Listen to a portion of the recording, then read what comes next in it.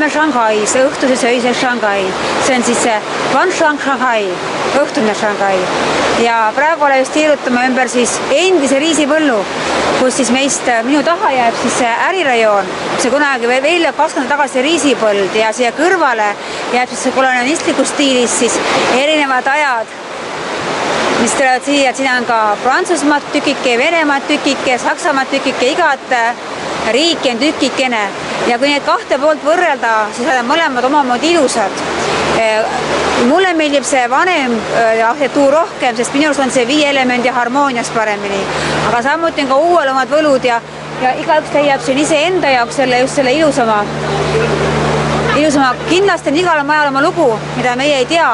Me siin kuulsime oma giidi käest, et erinevad tähendusi, siis meie näeme oma silmadega oma asju ja interpreteerime enda moodi. Uute majadega on see olukord, et väga palju on vee-elementi ja jääb mõnest elemendist puudu.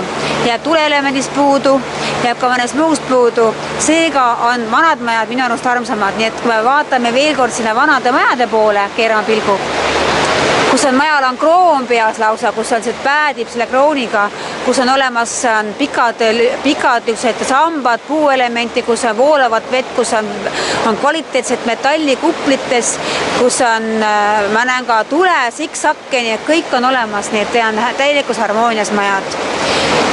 Ilu meie ümber, naudime seda, nagu ütleb ka Meihai, Mei Shanghai, ilus Shanghai ja see on tõeliselt ilus Shanghai.